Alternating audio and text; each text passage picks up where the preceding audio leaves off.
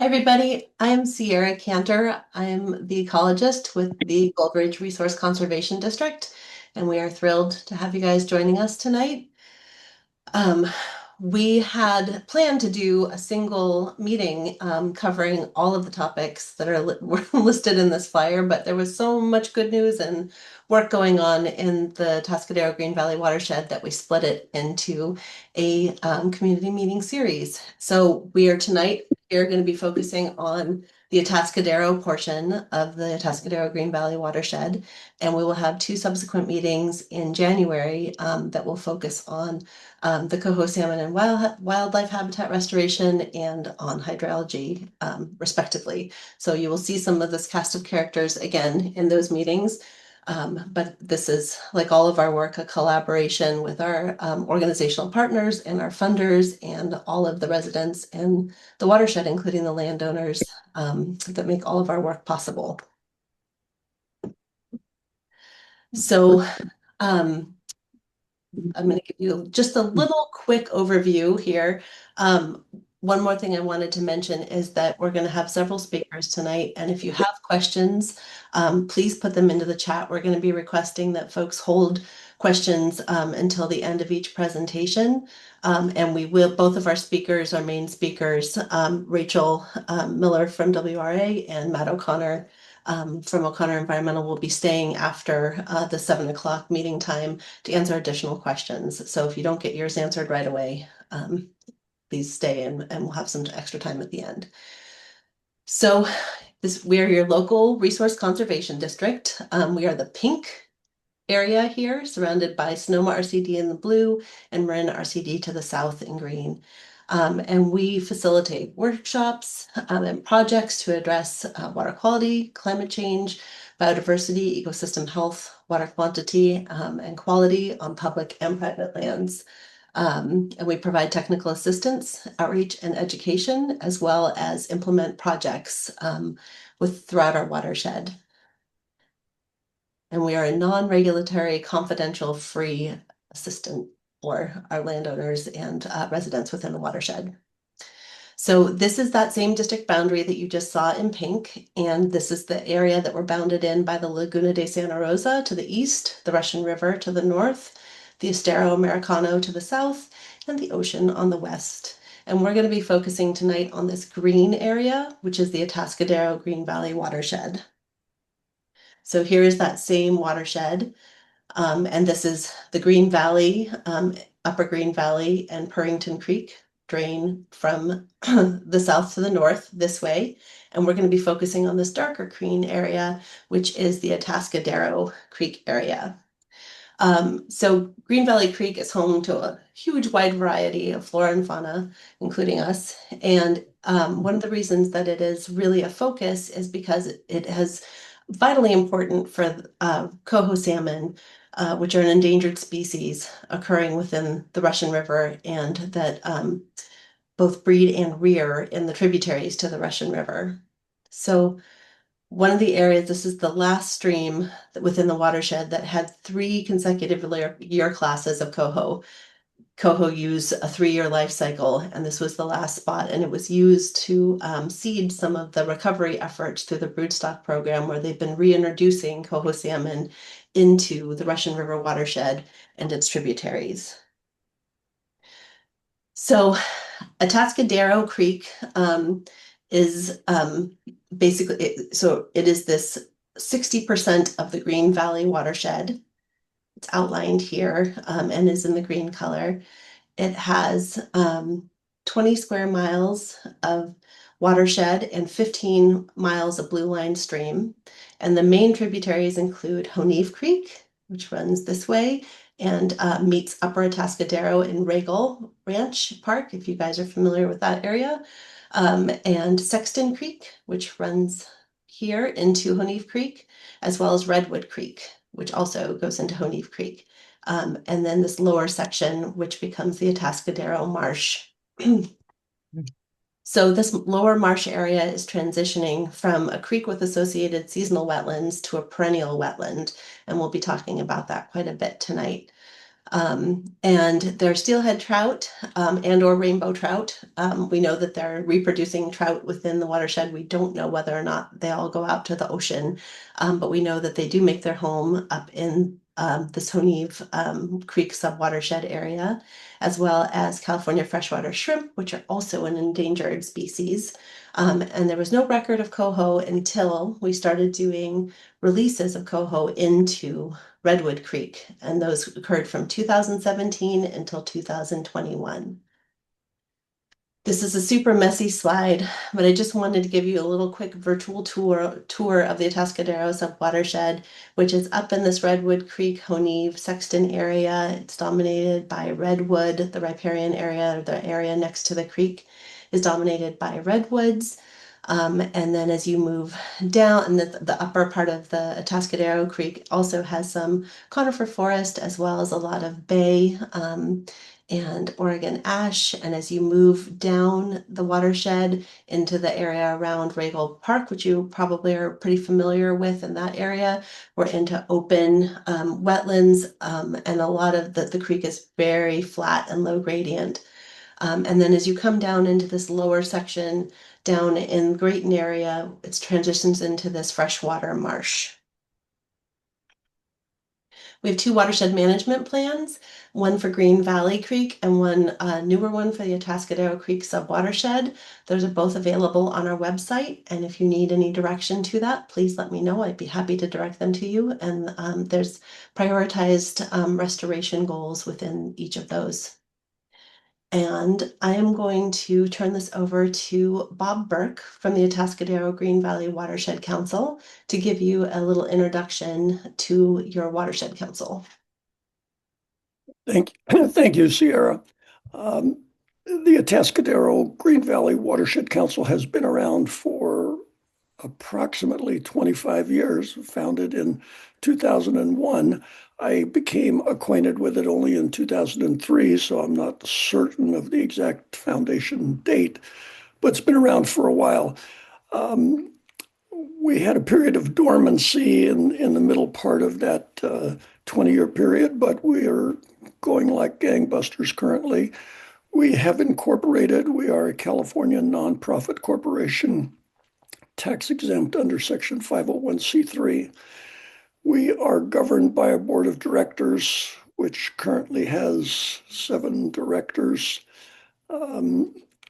We're authorized to have 9 directors, so if you know of any qualified people who would like to join, let me know.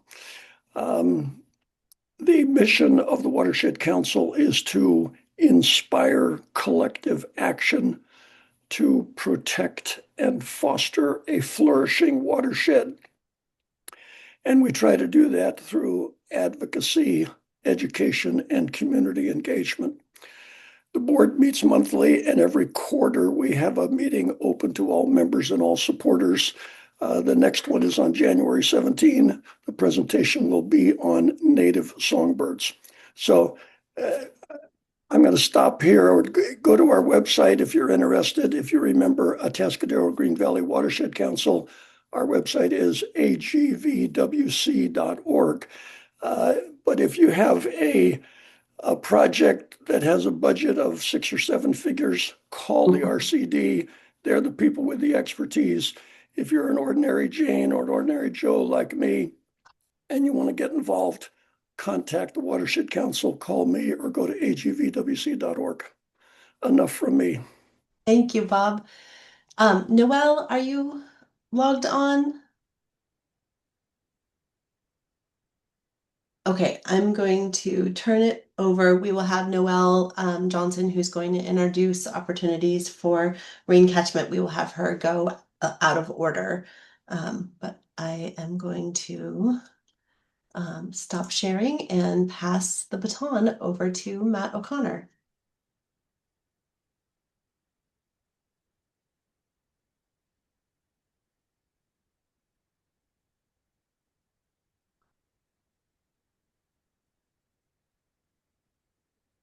Matt, you're muted.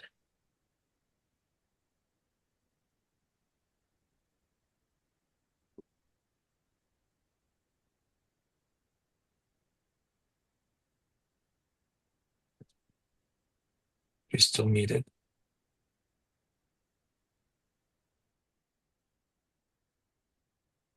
Okay, now you can hear me, but now you can't see my screen. I'll get Yes. right back there. Your Okay. lovely face. Sorry to be wasting precious moments. Okay, so my name is Matt O'Connor. I am here in two capacities. I'm the CEO of Coast Range Watershed Institute, and I'm also the president of O'Connor Environmental. Jeremy Cobor, a co-presenter of mine, representing OEI in this case. We had a short enough talk that we just decided to make it one talk and just have one presenter. But Jeremy's with us and he's available for questions and to catch me when I slip up. This is another 501c3 nonprofit, younger than the Watershed Council, but we've got a 5-member board and a website there if you're interested in checking it out. Let's see, I'll go to my next slide here. Get moving.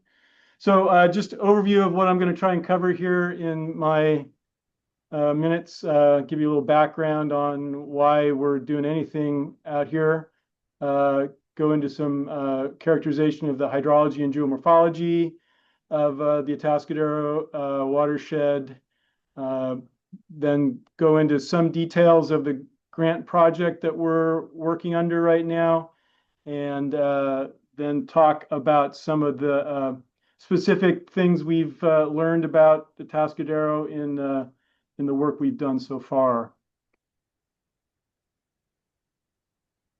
So in general, we're interested in the Atascadero and Green Valley Creek watershed because of coho salmon. That's why we're here trying to improve habitat for coho salmon. You can see the area outlined in green is the same watershed that Sierra had marked out. And the base map here is the federal coho recovery plan base map, and the red area here is the Green Valley Creek watershed, lower Green Valley Creek, and then Atascadero. And the red colors mean it's a core area for habitat, and like these bronze colors means that, well, it might have good habitat, it might be a good place to look for habitat, and that's in fact what we've done. Sierra and I have a similar mind about the value of prior work. Sierra showed you this image as well, the key findings that we have for the work that we're pursuing right now is that the upper watershed of Atascadero Creek has sustained summer flow even in dry years and has suitable rearing and spawning habitat, which was a bit of a surprise. We've learned, as I will show you a little later, that juvenile coho salmon can emigrate from and return as adults under favorable hydrologic conditions from upper Atascadero Creek. And we've also learned that the part of Atascadero Creek, just as it begins to reach the confluence with Green Valley Creek, just downstream from Green Valley Road, where the marsh has developed, has very low dissolved oxygen and is a water quality problem as far as habitat for coho salmon.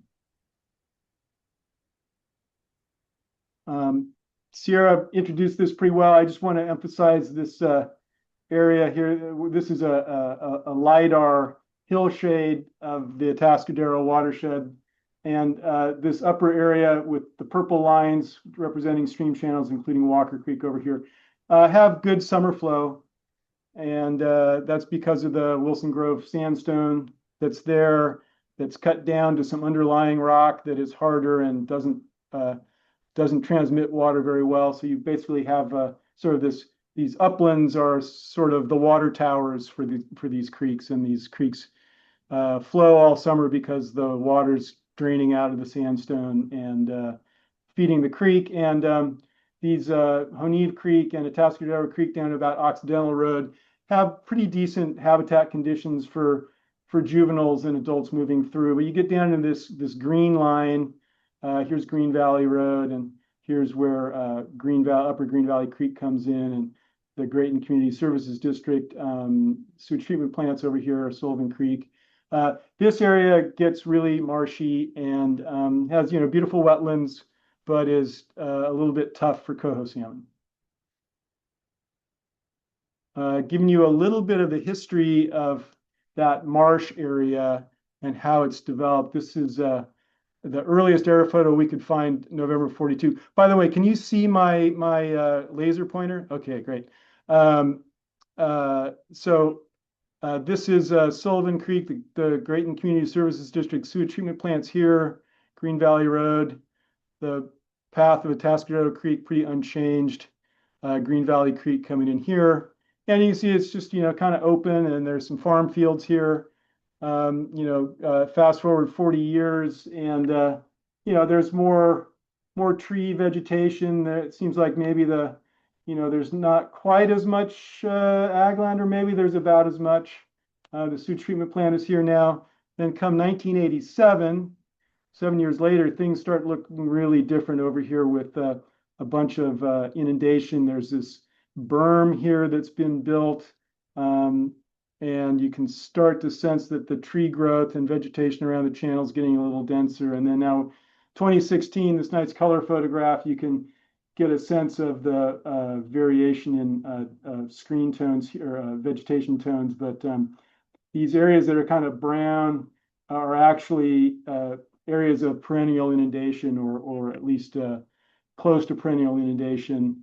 And that's, a pretty dramatic change from the, 70 years earlier. And we think that has been caused in large extent. You can see some of the path of overflow from Green Valley Creek and just the edge of Green Valley Road. Many of you may be familiar with flooding problems that occur in Green Valley Creek. And we believe that this wetland, perennial wetland with inundated conditions, has been formed by sedimentation in this zone that is driven at least in part by Green Valley Creek overflow, and has gradually built up an obstruction to flow that has allowed this perennial inundation to occur. And within that, just see some of the vegetation types. Down at the bottom here during the winter, it's kind of a flooded forest. This is kind of the zone where the sediment obstruction is. It's can have a channel flowing through it. This is the view of the wetland here in the marsh. And this is actually Atascadero Creek, the main stem with a mat of vegetation growing on the surface of it. So it's a stream, but it's a very wetlandy stream. And what happens in that environment? I'm now looking at some dissolved oxygen information. Goldridge, Sierra Cantor, John Green set up a water quality sonde measuring dissolved oxygen kind of in the middle of that marsh zone. And this graph here is looking at, we got time across here. This is December 2018, and it goes through about April 2019. And the blue line is just the depth of water in the marsh. You see it going up and down. The scale here is feet, and that's also the dissolved oxygen scale. But you can see the water can come up, like 8 feet and 6 feet and stay high for a while. And you can see that the dissolved oxygen conditions, the brown line and the gray line, tend to track with those peaks of flow, but then will start to decline to this near zero anoxic condition when you get out of those rainy periods. And this is looking at the that same information zoomed in time a little bit. So we're going from March through June. And in this period, you can see the dissolved oxygen fluctuating. And it happens that I'm not sure where all these blue streaks are coming from on my screen. I assume you were seeing those too, but there was a fish kill of some kind in May of that year. Some of the Goldridge staff were out doing water quality monitoring and found fish that had expired. I'll show you a little bit more about that in a minute. Looking at water quality conditions away from the marsh and more broadly across the watershed, this is more data from 2019. These dots represent dissolved oxygen levels, and where they're green dots, the water quality is good, the oxygen levels are pretty high. As they start to get into these red and orange and yellow colors, it's starting to drop. This one here is basically where the marsh is, and you can see that by July, that water quality has gotten real bad, but also going up Atascadero Creek, it starts getting worse, but it's kind of a gradation here. There's, intermediate level of water quality, and you see that in this pattern here. This is now in October, and you can start seeing the water quality start getting also pretty bad in lower Green Valley Creek due to sort of slow moving water, deep channels, and not a lot of freshwater input. So going back to talking about the coho a little bit, in that same year in 2018, 2019, that winter, there was a stocking experiment by California Sea Grant. They put in smolts up here and had a detector here. The fish had these pit tags in them, and when they swim past these detectors, unique signals is sent, and they know what fish that was. It was pretty clear that fish moved pretty successfully from where they were released here into Upper Honeve, and then a small percent, well, about 12% of the fish that passed through here made it down all the way past the Green Valley confluence to Thomas Creek Ranch, where another detector was. And that was pretty conclusive in showing that under the right conditions, those fish can get out. There was also later an adult coho detected in Upper Atascadero in 2020 that was from a release in 2017. So we've got evidence that the fish can get in and out, but not with necessarily great success. This is just tracking. This is another figure from California Sea Grant, and it's just showing how the fish moved out. They're showing a trace of the of Austin Creek, which is a tributary to the Lower Russian River farther west, but it reflects the storms and how the fish move. And again, you can see the fish move a lot or start moving in March and April and responding a little bit to these peaks of flow. Then in May, flow had been declining, and they got another pulse of storm. Fish moved out, and these brown bars are where they're being detected downstream at Thomas Creek Ranch. And the period where the fish kill was observed was kind of in here. So there's plenty of evidence that fish were able to move through that marsh, but it was clearly hazardous enough that they don't all make it. Matt, this is your 10-minute warning. Okay, great. So I'm going to move fast now. This grant project we're working on was designed to do several things, but it was to do more hydrologic modeling studies and determine whether or not we can develop determine the habitat and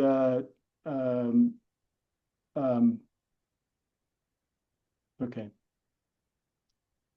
I'm getting a little worried about time.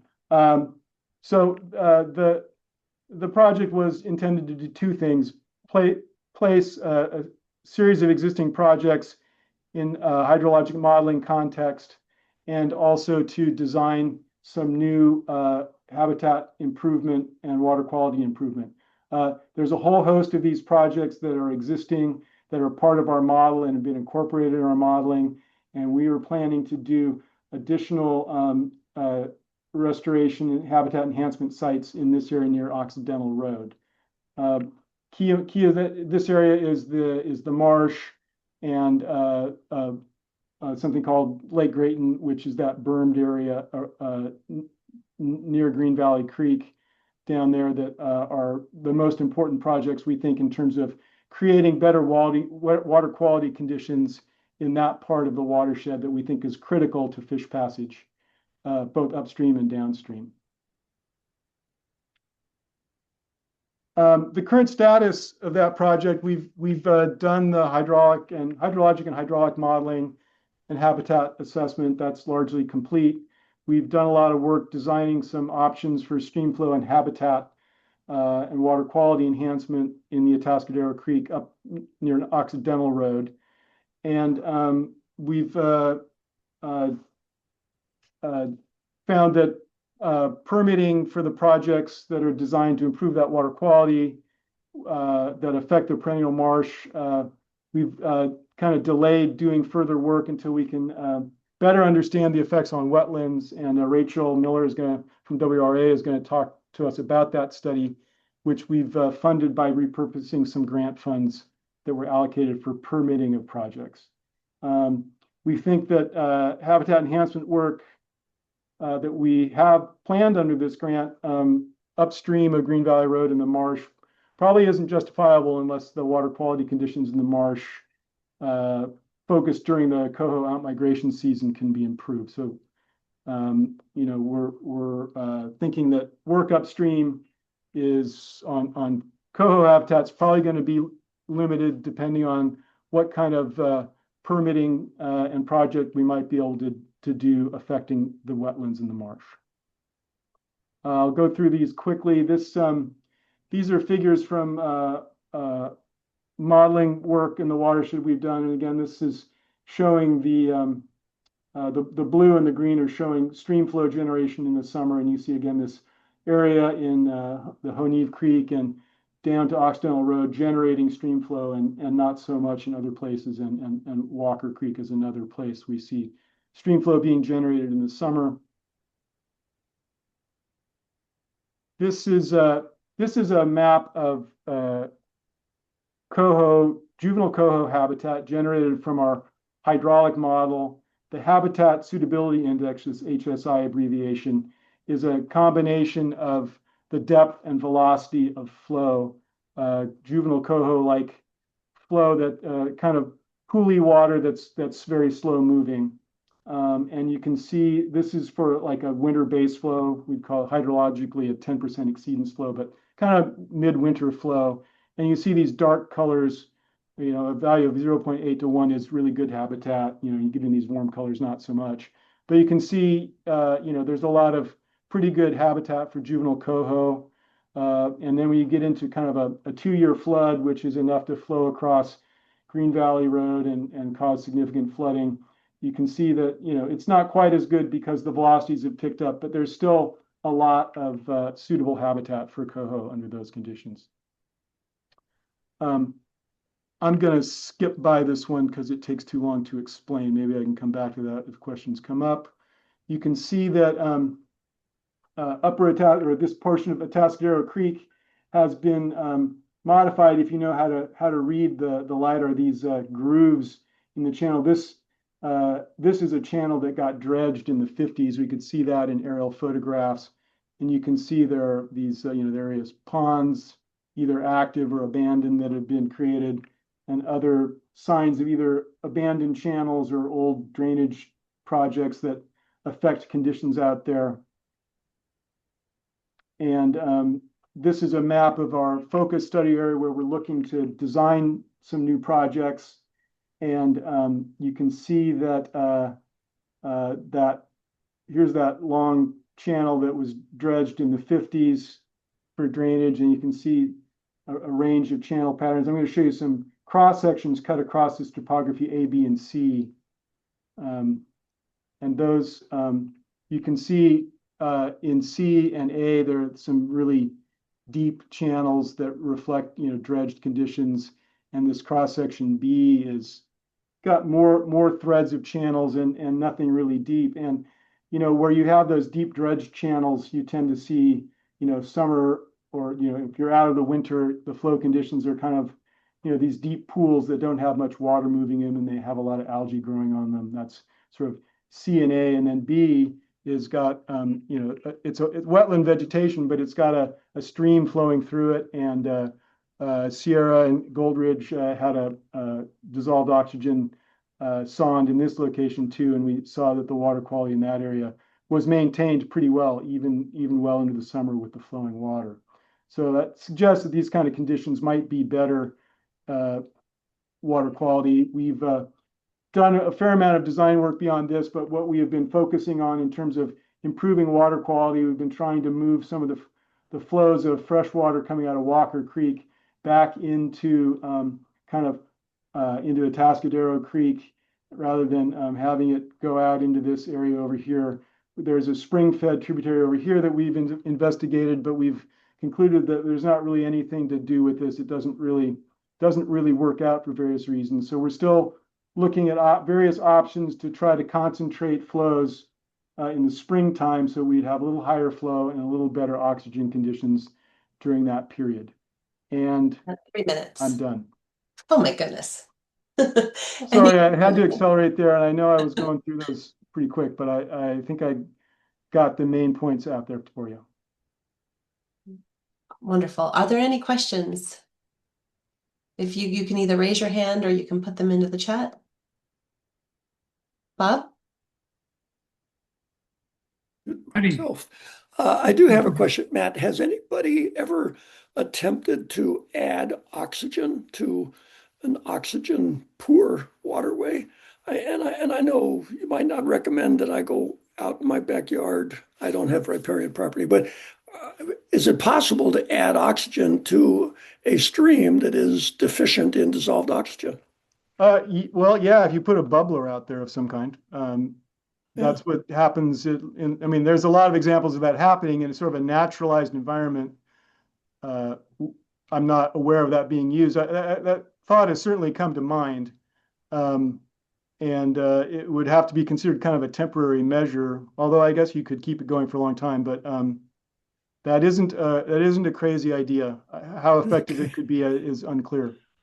It's a large area, Bob, though, that we'd be looking at, and you would need bubblers frequently throughout that whole area. So that would be something that would need to be operated and maintained and measured and monitored.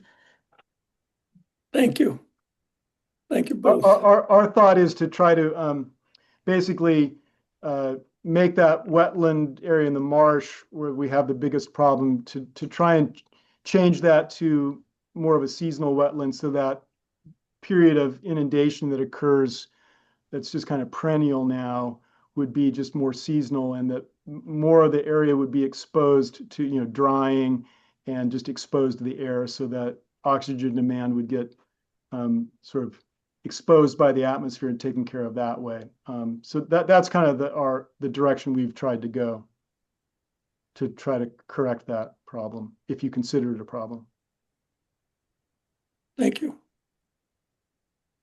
I think Sharon was trying to, yeah, Sharon's waving her hand. Okay. Sharon, please go ahead. Take yourself off mute, though. I'm wondering, is the low oxygen level have to do with plant life, such as is in the Laguna, where these exotic plants have taken over? Ludwigia is there. That's Ludwigia. considered to be part of the sort of the reign of organic matter that just sort of gets stuck in that area, and just that it falls into the water and goes down to the bottom and can't fully decay because of it just becomes anoxic, and so that's just kind of feeds on itself. And Right. We're trying to find ways to dry things out so that stuff doesn't take over quite as much. I was just wondering if I know that the efforts that they did in the Laguna were not effective the last time I talked to anyone about it, but it's been a number of years, so I wasn't sure if anything new had come up, if anybody come up with anything new to help get rid of that or hold it under control. That was all my question. I think Sierra can speak to that. We have not found anything that has been particularly effective. I'm pretty sure Rachel's going to be able to talk about some of this better than I can, but we're looking at kind of more process-based restoration hopes that by changing some of the flow dynamics through there, that we will make it less of a Ludwigia haven, like that the conditions won't support Ludwigia as it does now, which is in this very like kind of a bathtub situation where it cuts off flow to the lower section, and it's really it's just very friendly to Ludwigia. So if you get more flow through there, we're hoping that that will change some of those conditions. And Rachel, I'm going to turn it over to you at this point. So Rachel Miller from WRA, who is working on the Atascadero wetland study, and please point down anything about Ludwigia that you can as well. Okay. Great, thank you.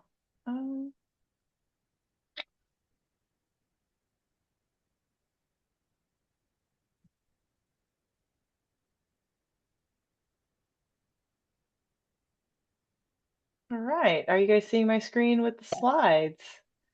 Excellent.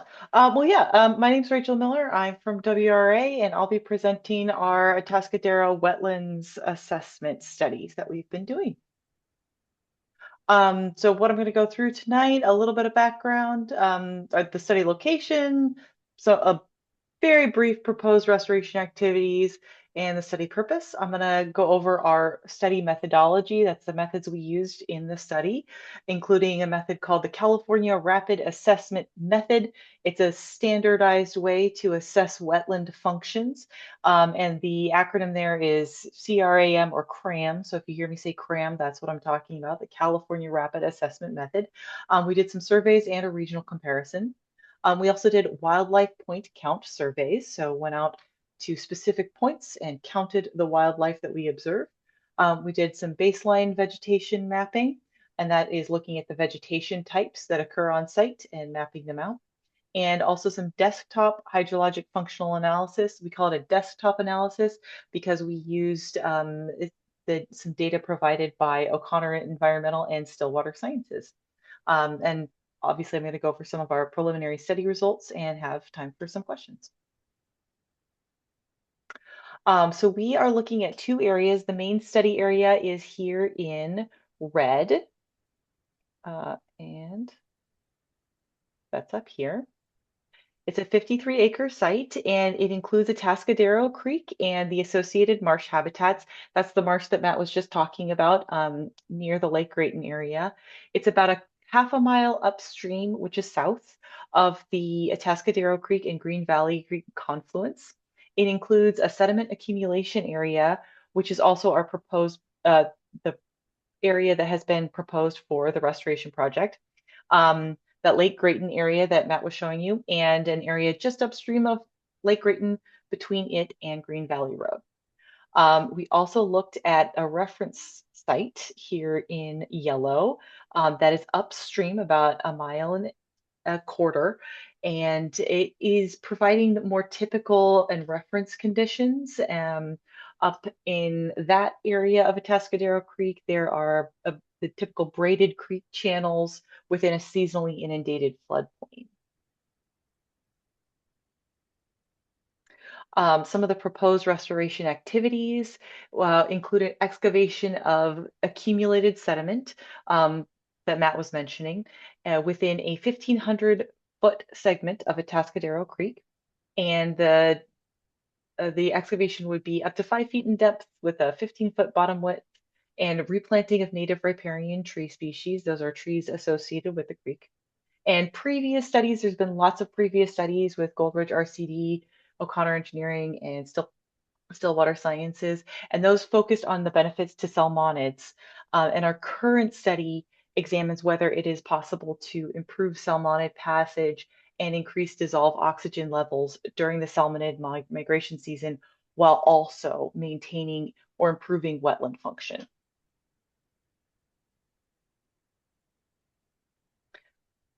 Briefly, study purposes are to characterize and evaluate the current wetland and stream conditions in our study area. We also want to document the existing functions and values of that wetland and stream system. So basically, how is the wetland functioning? How is the creek functioning? How is it valuable as habitat and for wildlife?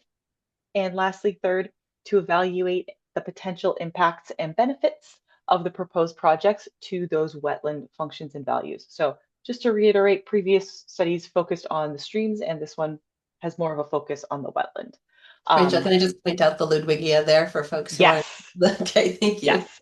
So all of these yellow flowers, this is called Ludwigia hexapetala. It is also known in English as water primrose, and it is an invasive species. So it is considered detrimental to the habitat, and it can overtake the native vegetation that is more functional for the habitat. We included 4 methods in our study. These are our study methodologies. Like I said, the California Rapid Assessment Method. A lot to say, so we call it CRAM. We did field assessments in August and also a regional comparison with other CRAM studies in the area. The wildlife point count surveys back in August.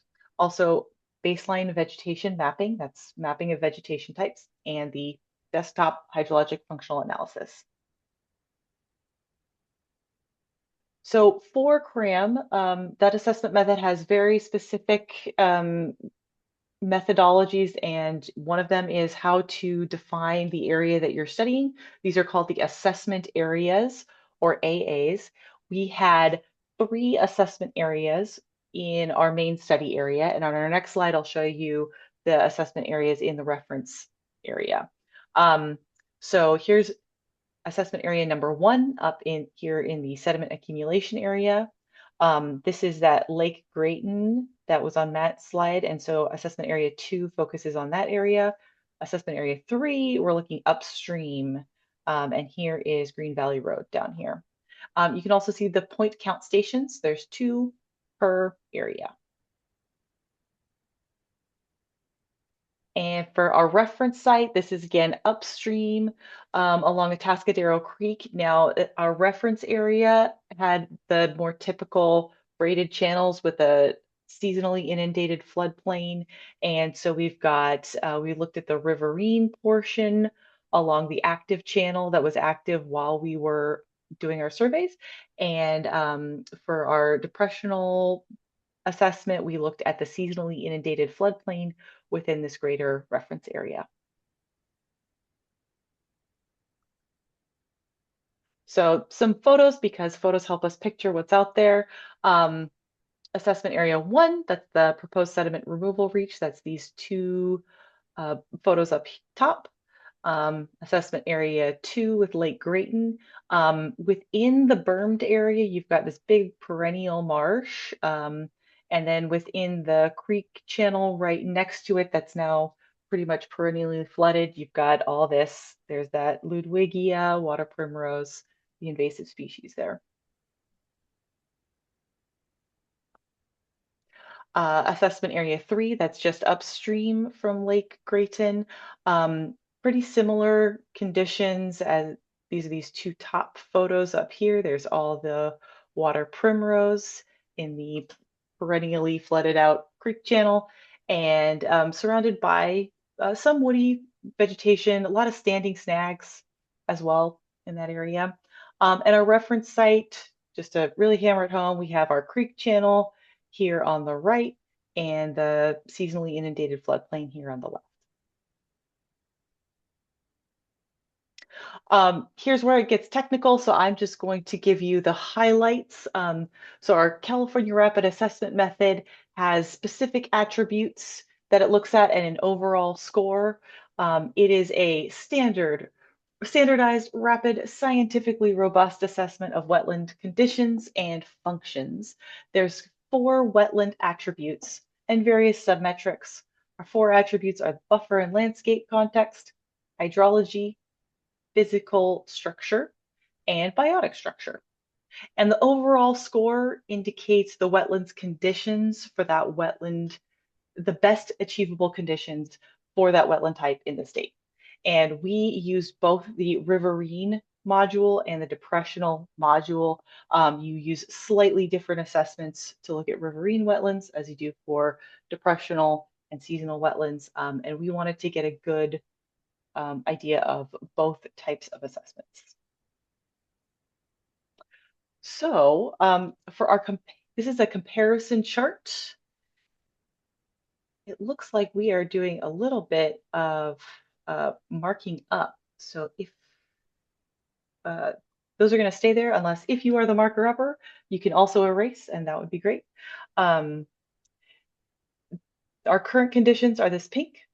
The reference site conditions are the olive, and the regional average is in teal. Our overall trend here is that our reference site had higher functional scores for our riverine module, except for the buffer and landscape condition overall for our hydrology, physical structure, biotic structure, and overall. And one thing we would expect to see is that after the restoration, the proposed restoration, that our Atascadero Creek would become more in line with our reference site. So that is good news for what we would expect. Looking at the depressional module, our scores are overall, our reference site is slightly higher than the study area conditions overall. One thing to note is the biotic structure. We do expect to show an improvement. Here's our study area average score and our reference site average score. And our reference site is much, much higher than the regional average. And so we think that there's a lot of improvement that could be seen, especially in terms of the biotic structure. I'm going to do a summary here and just highlight some changes that we would anticipate post-restoration. The buffer and landscape context deals with the overall landscape outside, so a project wouldn't change that. However, channel stability and the hydro period, we would expect an improvement. The current score reflects aggradation, that is the sediment collection, and an it's called increased duration of inundation, meaning it's inundated more often and for longer. And that is specifically addressed by the proposed project. Another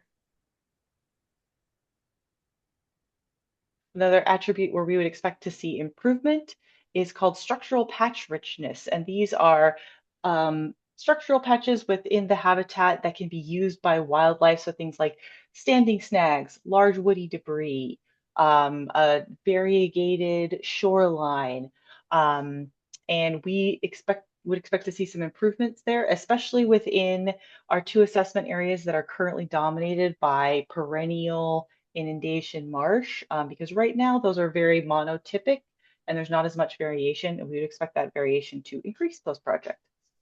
For biotic structure, overall it might improve, may stay stable, and certain aspects of the biotic structure may improve or stay stable. Something that we expect to see improvement in is called horizontal interspersion, which measures the diversity of habitat types and how intermixed they are. So that is one thing to look at. 10-minute warning, Rachel. Thank you. Perfect. Another method that we used in this study was a wildlife index count. We did avian point counts and acoustic surveys within each of the 4 assessment areas. And there were 2 listening stations per assessment areas at opposite ends.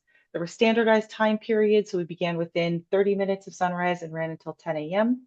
And all bird species detections by sight or sound within half of the station distance were recorded. Basically, one person's at one end, one person's on the other end. They're recording what can be observed between them. Observations were also taken on species richness and abundance, location, habitat, and behavior, and recorded any incidental observations or evidence of amphibians, reptiles, or mammals. So some of our results. Our biologists observed 57 species and 143 individuals, including 3 special status species, white-tailed kite, yellow warbler, and common yellowthroat. These are all, their status is a special species of special concern. There were some honorable mention. They don't have a special or protected status, but they are exciting. And that's the Virginia rail.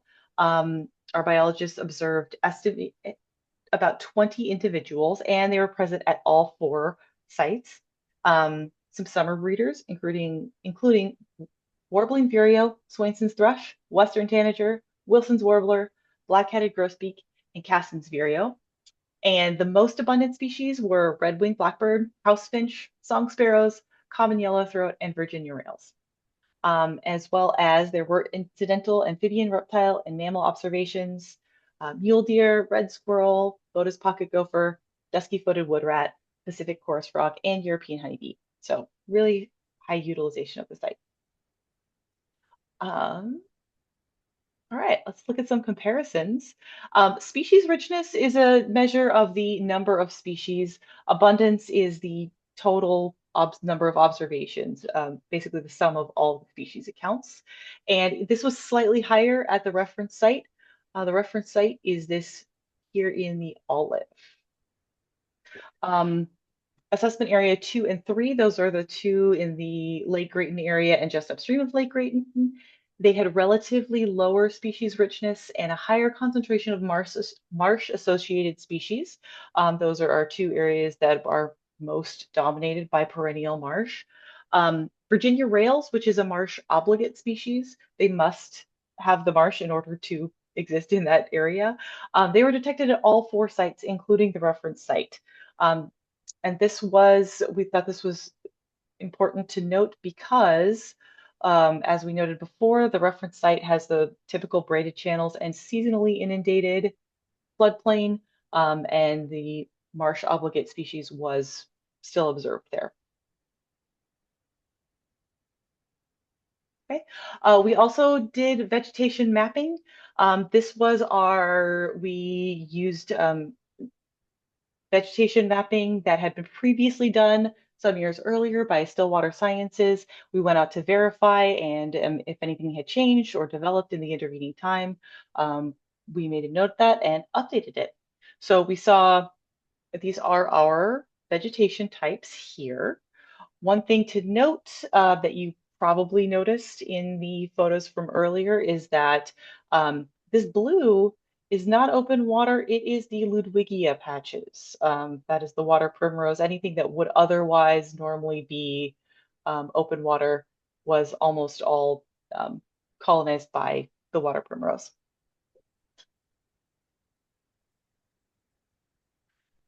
We did the same thing down at the reference site. One thing to note is we do not have any Ludwigia patches down at the reference site. And we also see more diversity of vegetation types and a greater intermixing. You can see just more different patches of different marsh types, especially over here in the seasonally inundated floodplain.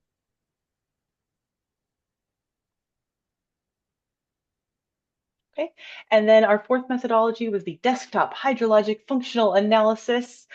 This was based on previous data collection and analysis by O'Connor Environmental, that's Matt, and Stillwater Sciences. And this was focused on the Atascadero Creek Ecological Reserve, which corresponds to Lake Grayton and the immediate vicinity.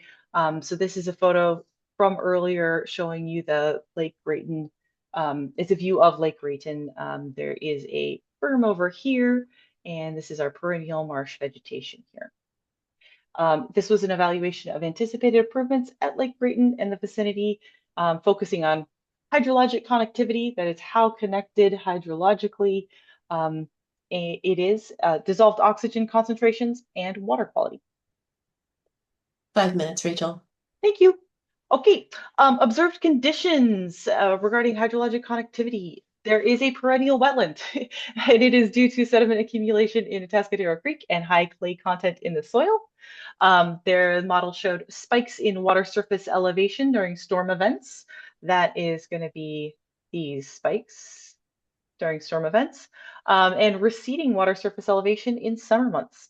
And in all the water years captured, water surface elevation rises above the elevation of the sediment crest, but the wetland is perched above the water table. So Matt had mentioned that when a winter base flow and a 10% exceedance flow, that's a winter flow. And there was also a model of the 2-year flood event. So this is looking at observed and simulated post-project conditions. One thing to note is that the 2-year flood event had virtually no change, while there is a slight decrease in the winter base flow that's here and 10% exceedance flow that's there.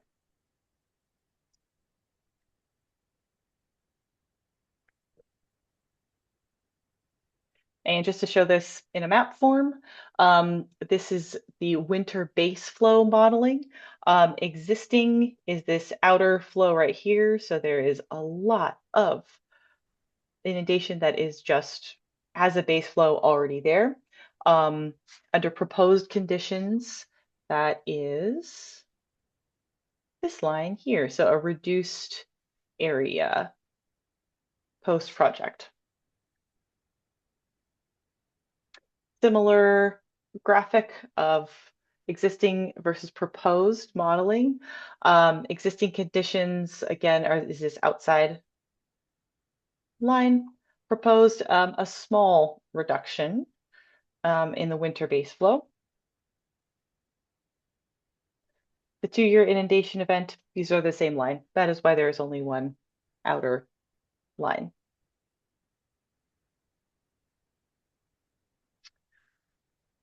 So some anticipated changes with this proposed restoration project. With the sediment removed, the inundation extent, stages, and volume within the wetland will decrease for low flow events, but there would be minimal differences for the 2-year event or greater, according to this model. And so what this means is that the wetland would be inundated less frequently, since the sediment accumulation will no longer cause a backwater into that wetland, which we expect to promote a transition into seasonal wetland. And the high clay content in the wetland may continue to retain surface water and create a disconnection between the wetland and groundwater table. Looking at dissolved oxygen concentrations, dissolved oxygen concentrations exceed the optimal target of dissolved oxygen for salmonids during most storm events, and dissolved oxygen levels drop during the summer. At the reference site, that's our upstream site, there's generally low dissolved oxygen levels with increases during storm events. So the typical trend is for dissolved oxygen levels to rise during storm events and fall to suboptimal levels immediately after. Low dissolved oxygen levels in dry water years and summer months were what was observed. And stagnant water and the decaying organic matter in the wetland are the main source of low dissolved oxygen levels.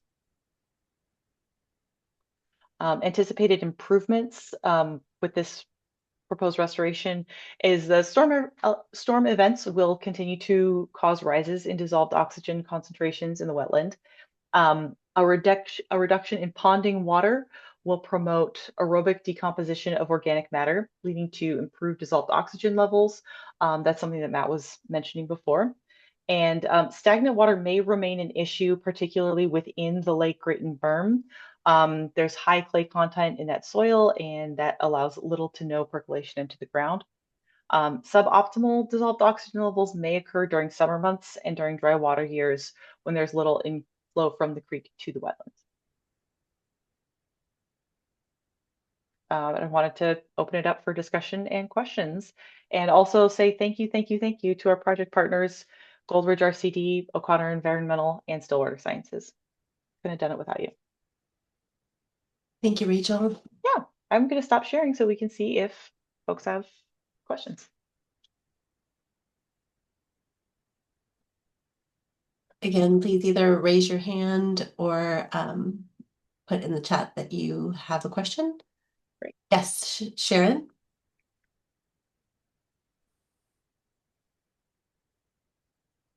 Oh, nope, you muted yourself again.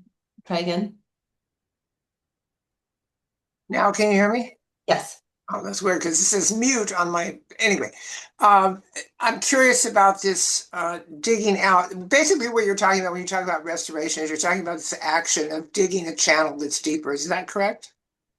Yes, through this area of accumulation. Sorry, Rachel. Yes, I'm curious about how what that process will be like, and if it will be in a meandering manner, or is it we don't want to go back to channelization like they did across Roner Park years ago.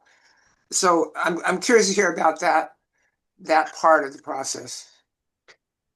Matt, do you want to take that one? Would you like to? Sure, yeah. Uh, that area would be basically from near the confluence of Atascadero and Green Valley Creek up to near the edge of what we call Lake Grayton.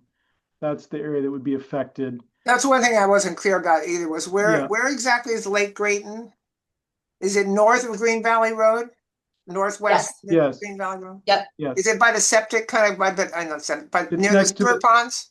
yes. Okay. Yes, correct. Not so easy to see unless you're, maybe on the bike path, you can get a glimpse of it, and Oh, okay. it's not easily seen. So the channel that would get excavated would have some curvature, whether you'd call it meandering, I don't know. It would be kind of a, not a real deep channel. I think it described it as about 5 feet wide, or I'm sorry, 15 feet wide at the base, about 5 feet maximum depth, not always that deep, with the gently sloping sides that would be planted with riparian trees. I have no doubt that the vegetation would quickly recolonize, probably not with everything we necessarily want, but it is intended to be How does that digging happen though? Do you have things going in down the waterway, or is it done from the side, or how does that? there's a design plan that's in existence that was funded by I believe it was FRGP, the California Department of Fish and Wildlife Fisheries Restoration Grant Program, to do this project, and there are very detailed design plans for it. And it's affects that one section of the creek, and it is one single channel that's relatively wide for the location compared to what's there now. I mean, it is, and we would be doing this with limiting the disturbance as much as possible. The work would be done by a big excavator, and there would be a lot of material to be moved. It's not a light duty project to Oh, do this. It would be done from the banks, to answer your Yes. question directly. thank you. Yes. Thanks, Sarah. Yeah. And Matt or Jeremy, can you tell us the length of that excavation? I can't remember. It's over 200 feet. It's about 200 feet. No. I think Rachel's slide had it at like 1,500 feet for the. We had a small, medium, baby bear, mama bear, papa bear, and we ended up with papa bear, and it's relatively long. And this area is, surrounded by, or it's currently mostly this kind of willow forest, willow thicket that's very wet. There are some other plants. You go farther upstream, it becomes a little bit more like the Lake Grayton area with the reeds and the Ludwigia. Most of it is sort of more like that willow forest, and there would still be a large remainder of that willow forest that's there. And as you go further up, it's more of a marshy habitat. But we've tried to consider what's doable, and setting up minimum as little disturbance as possible. But it would be a significant project in construction. Matt, two questions also that are in the chat is one on impact to mosquitoes, one way or the other. And I do just want to say that we have the mosquito abatement district has been part of our technical work group. All of the projects that we work on have a diverse technical work group of folks that come in and kind of give their 2 cents about how any proposed project would impact their area of management or expertise. So they did weigh in on that. That was something that we worked on. And I can turn that over to you, Matt.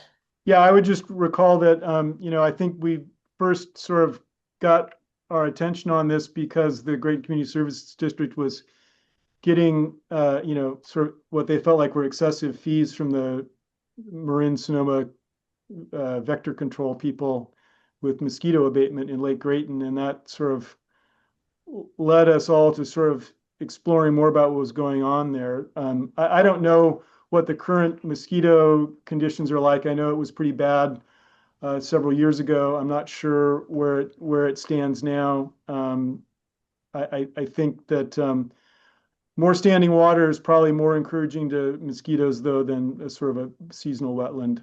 So I would presume, as non-expert, that would probably lead to a improvement in mosquito conditions into fewer mosquitoes, but I'm not really a good authority for that. Fines. And then there was a question also, Matt, about the spoils that would be and where the removed sediment would be placed. Yeah, we have been exploring local sites. There's an area on the sort of the western edge of the Great Community Services District plant that would be able to receive a lot of that material. We're trying not to have to haul it a long way away, trying to keep it local. I'm trying to remember exactly where else there is, but there's I think that's where most of it was going to go.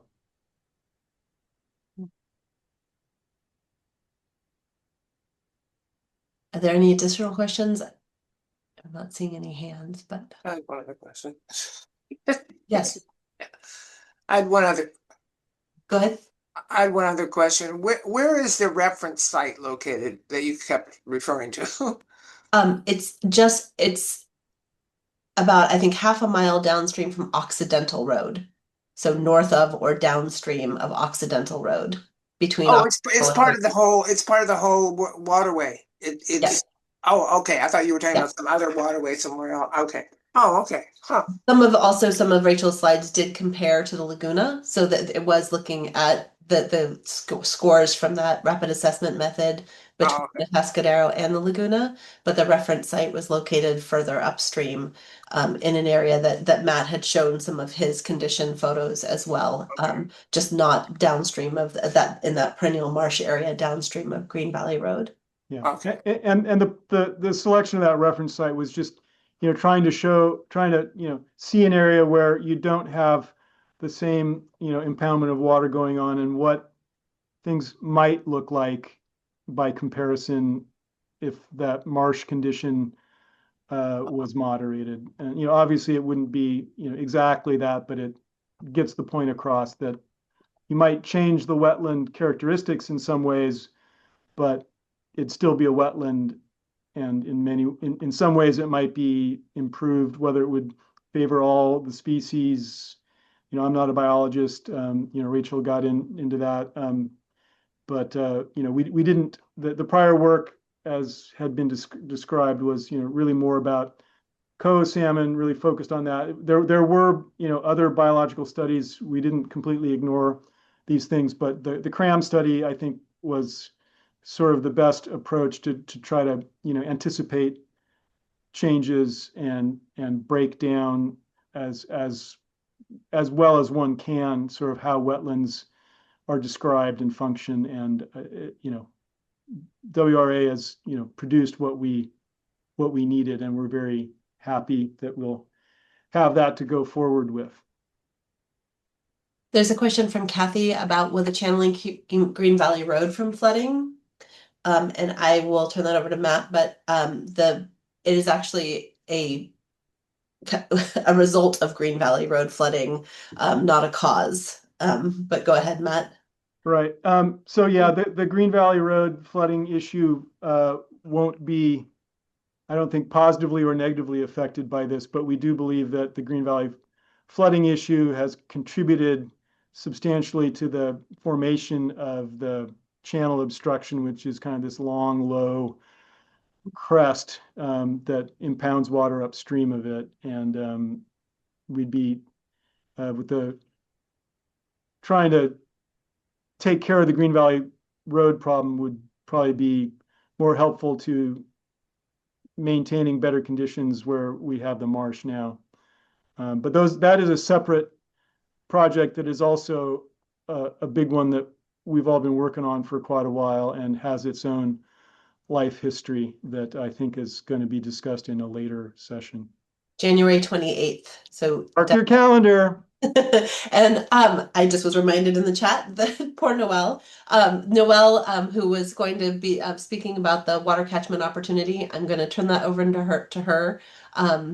If Noelle, are you able to share your screen?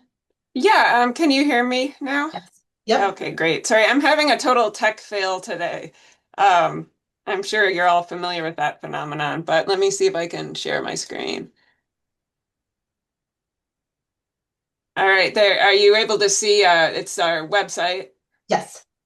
Yeah, so I just wanted to talk just briefly about some funding we currently have available. You heard in Matt's presentation that part of the upper Atascadero, some of the tributaries feeding into the Atascadero have these really great summer stream flow conditions, including Honeve Creek and then Sexton Creek and Redwood Creek that feed into it. And these areas were considered such great summer habitat for coho that the broodstock program was putting in juvenile coho for a while, hoping that to help repopulate that area of the watershed. But as they were moving down through this Atascadero Marsh area and hitting those low oxygen areas, they actually it resulted in fish kills, and so they stopped putting coho juveniles into that area. But we are really still focused on trying to maintain those good habitat conditions for hopefully when we're able to do some of this restoration work that would allow coho to return to that area. So one of our strategies has been to ensure we can maintain high summer stream flows for salmonids and for other wildlife as well. And one way we've been able to do that in other areas as well, where we're looking at maintaining summer stream flow conditions, it's kind of a difficult thing to do in that area. Throughout the whole Green Valley watershed, there's been a lot of rural residential development, and so we essentially end up with this situation where we can't just do one big project and really significantly improve summer stream flows because there's just like a lot of little straws in the creek, kind of death by a thousand straws. And so it gets pretty hard for an RCD to be implementing a lot of projects on a number of different little properties. And so we're working out other strategies for those areas. And one of them has been to incentivize and assist with the construction of household residential rural rainwater catchment systems that will catch water coming off of the roofs, store it in tanks, and preserve it there for summer use, meant to offset any stream diversions in households that are using either riparian pumps or shallow near channel wells that are essentially pulling stream flow from underneath. So we currently do have funding for the next few months. It's a grant we applied for back in 2000, I think, when there was still coho being released into the stream, and we were launching a county-wide incentives program that offered some funding to help with implementation of these systems. Unfortunately, that program ended. The coho are no longer being added there, but we still have some of this funding left to help with at least designs for residential rainwater catchment systems in Honeve, a lot for landowners along Honeve Creek, Redwood Creek, and Sexton Creek. And like I said, that program's ending soon too. But we just wanted to be sure to offer this opportunity. We can't currently help with the implementation costs, but the hope is if we get enough folks that have gotten their designs and are interested in implementation, we'll be able to pull in more funding to assist in that area. So I just wanted to be able to show how to go about applying for us to be able to help. There's no cost to the landowner to this. We hire a designer. They come in, meet with you, and we have, skilled, experienced people who can not only do a design for rainwater catchment, but kind of talk to you in general about your water use and offer other opportunities as well. So if you just go to our website, goldridgercd.org, just click on the water button, and that can take you to this page where there's a number of different options to choose from. If you choose rainwater catchment, you can read through our explanation here and come down to this for riparian water users in the Redwood, Sexton, Honeve Creek area. Check out our program, and this will then take you to the program page explaining the program. you can click on this link and that'll pull up a map of the area and it'll show what parcels are eligible for this funding. So you can type in your address or look through that area. Even if your parcel hasn't been selected as touching the creek, you may still have a water source that impacts the stream flow. So just contact me if you're not in, if you're kind of in that general vicinity, but your parcel hasn't been selected by this map, you still may be eligible. You'd have an opportunity to view the landowner agreement. It's really just a kind of allowing us access onto the property because there's no implementation involved. And then if you click on this apply here button, that will lead you to a Google form that you can fill out that I'll receive. You can also just contact me directly, noelle@goldridgercd.org, NOELLE. I'll put my email address in the chat. And like I said, we'll have this funding probably through the end of January. And after that, we won't have any more design funding. So this is kind of the last chance to apply for this. Thank you, Noelle. Jim, I think that answered your question. If not, let me know if you have other, if I think the project timeline question was directed at Noelle. The last question I see on here is about the UC San Diego. So folks from that live along the creek often get letters asking for access through the Russian River Coho Salmon Captive Broodstock Program. It's their monitoring arm that comes out and snorkels the creeks, looks for spawning fish. And that is an area, they are separate from the Goldridge RCD, but we are definitely collaborators and we greatly value the information that comes out of that monitoring work. So if you have any questions, I know it gets confusing with multiple agencies and folks requesting access to the stream, but please feel free to always contact, you can contact me directly or anybody through the RCD, but we greatly value that information. And I think there's one more question about the history of Lake Grayton, and I'm going to table that one, but I would love to have like that was at the beginning of Matt's presentation.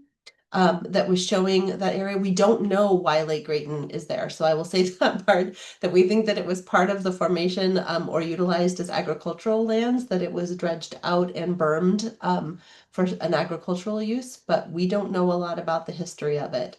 But we do have a couple of reports that Matt O'Connor has worked on that I could forward you if you are interested in seeing a more in-depth analysis of that. Yeah, that 1987 photo showed a berm had recently constructed. It's really unclear whether things were excavated or whether it was just bermed off, but it seems like it is probably somehow connected to the Grayton Community Services District. But as Shira says, we really don't understand what happened there exactly. And the Jim asked about the timeline for the creek work, and that is an unknown at this point. We are still working on, we have the preliminary designs completed. We would need to complete the 100% engineered designs, which we have not done yet, partially because we were part of what we wanted to see first was the results of WRA's study on the benefits, potential benefits or impacts related to that project for the larger wetland. And so that is, we're going to be moving on to the next steps of design, hopefully from there. That was our required first step. Matt, are you able to pop up that slide again that showed the? Yeah, I think I can. Let me get back there.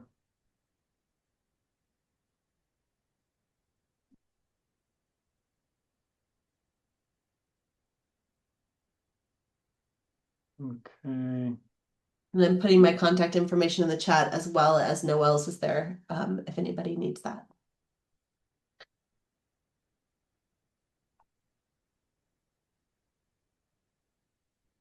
So hopefully you can see this slide again now, and Yep. this 1942 photo, this, the Lake Grayton is basically kind of something like that perimeter now. You can see it, and then here's like, this berm that exists kind of around the whole thing is, it's hard to understand. It's possible that they didn't excavate anything, that this was just the terrain as it was, or maybe they excavated some to create the berm, but we really don't know. There are, this isn't a flat surface. It's got some deep spots. So it's an unknown. One of the projects, there are two projects. One is to sort of go through this. This is where the sediment removal would go. It'd kind of go through here and up to about the lower. This is sort of the remnant Atascadero Creek channel, and we'd be connecting to that. There's debris. There's an old wooden bridge here. You can actually see the location here that's still there in the channel, and kind of another obstruction that would get taken out. But one of the projects that we have 100% designs for that Goldridge led was modifying this berm so that water would be able to not get impounded here and would have a more connection with the area outside that berm. And the other project is the sediment removal to just basically create enough of a channel so that most of this area isn't perennially inundated. Any other questions about that while we have this slide up?